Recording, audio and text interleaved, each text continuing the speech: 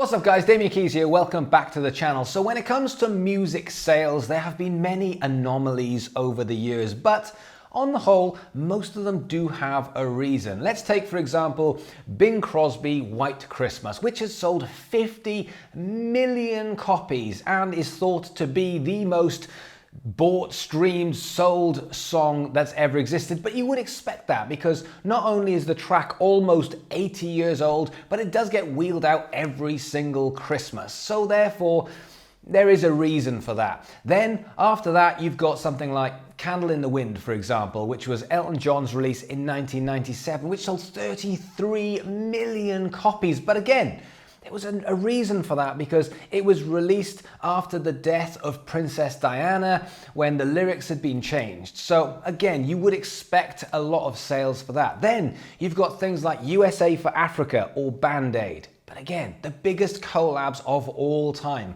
where the biggest music artists in the world like Michael Jackson and U2 and a plethora, a smorgasbord of other massive artists all come together for one charitable aid.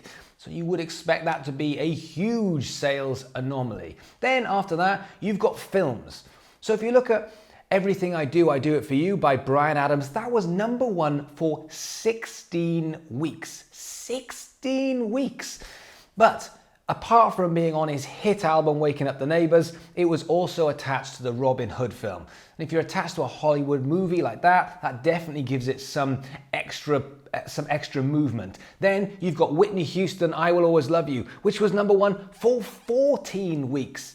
3.5 months, that's a long time to stay at #1. But that was on the film The Bodyguard. So one thing we have definitely learned today is if you want to stay at #1 for longer than any other track in history, then you need Kevin Costner as your sideman. Now, since music has gone digital, things have changed. So instead of getting up, going to the shop and buying a single and that counting as one sale, now we have music streams. So a music sale in 2020 is a mixture between physical sales and also and mostly streams. But obviously they aren't one for one and it depends which country you're in, but you're looking at about 100 streams for one sale.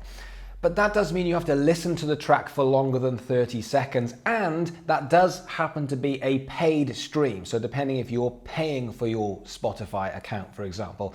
So it's slightly more complicated to calculate the numbers, but since it's gone digital, you're looking at roughly 100 plays equals one sale. Now in 2017, Ed Sheeran released his third album, Divide. Now Ed Sheeran was a big deal at this point. He'd already released Thinking Out Loud, which was a huge hit. He'd also had Lego House, he'd also had the A-Team, so he wasn't a small artist. But what he did next propelled him into all levels of the stratosphere because on that third album, there was one track called Shape of You, and that's what I want to talk about today. I want to talk about the math, if you're American, or the maths, if you're English, and the money behind that track because it's pretty colossal. So let's start with Spotify, the biggest of all the streaming platforms. On Spotify, Shape of You has been streamed nearly 2.5 billion times. 2.5 billion. And at the 0.003/4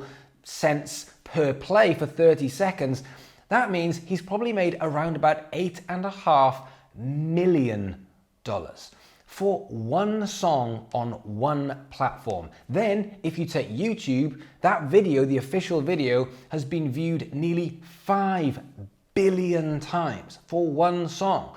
That's the official video. So if you take that video and the amount that YouTube pays, slightly less than Spotify, but he's probably made somewhere between 10 and $20 million just for that one official video on YouTube. And that doesn't take into consideration any of the other streaming platforms because we've got Deezer, Tidal, Apple, Pandora, Napster, Google, all of these where Shape of You is within the top 10 streams of all times on all of those platforms. Now, he might have been played less times on each of these platforms, but most of these platforms pay more. So if you take Napster, for example, yes, Napster is still a thing and you can still stream music on Napster. Napster pays 5 times more per spin than Spotify. So even if he's got 5 times less plays, and instead of having 2.5 billion, he's got 500 million, it still pays the same as Spotify for 2.5 billion plays. So you're talking, when it comes to all of the plays, just the streams alone, just on streaming services, you're looking at over $50 million. That's income from one song, which is incredible. But that isn't the $1 billion song. But if you take those streaming services and what that equates moving forward, things start to change, because this has propelled Ed Sheeran into a whole new league. He is now up there with Adele in someone who now pretty much can do anything that they like. The next album, the 4th album that he brings out, if there's 12 tracks, he will be 1, 2, 3, 4, 5, 6, 7, 8, 9, 10, 11, 12 in the charts. The amount of streams that's going to bring in for that one album is colossal. Not only that, think of the collabs that he can do. Think of the sponsorships he can do. Think of the gigs that he can do.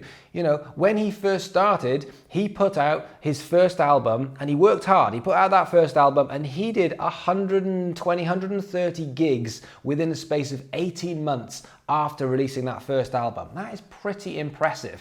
That's the way to promote an album. But he started off in the O2 Academy in Oxford, and he finished off with 4 nights at Madison Square Gardens, which is pretty impressive.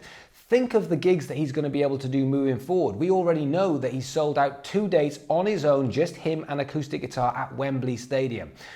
So this really is the $1 billion song. So the big lesson in all this is making sure your music is attached to something. For a start, you've got a track and you want to stream it, good. But you make a video and there's extra streaming revenue from that video. But more than that, if you're attaching it to something, it has a much bigger chance of going viral. For example, attaching it to Christmas or a celebrity death or something like TikTok, for example. Let's look at Lil Nas, who did the track Old Town Road, which was one of the biggest tracks of 2019, but it happened to be attached to the biggest craze on what was at the time the biggest crazed thing, TikTok, which all came together, which made that the biggest track of 2019. Music which is attached to something will always go further than music on its own. So my question is, what is it that you're going to attach your music to other than just a stream and possibly a music video? But while most people are trying to attach their music to a video or potentially some kind of TikTok dance or craze, Ed Sheeran is doing something more than that. What he's done very clever is he attaches his music to an activity. He is the king of the first dance. Anyone getting married is thinking, which Ed Sheeran song should I have out of the multiple tracks that he's written perfect for first dances? Where else do we listen to Ed Sheeran? He's in the club. So therefore, he's trying to get onto the club scene. He's trying to attach his music to different places that you go. That's a very, very smart strategy. So guys, my question to you is, what are you going to attach your music to? So if you can do me a favor, if you can hit like, subscribe, more importantly, come and be a part of this community, because we're doing it all of the time and I'm very proud of what we're growing. But if you also want to work closer with me, then you need to check out DK Music Business Academy, which is where we have plenty of content and, from me, support to help your music career. It's a place where you and I can work a bit closer together. So check that out and I'll see you guys tomorrow.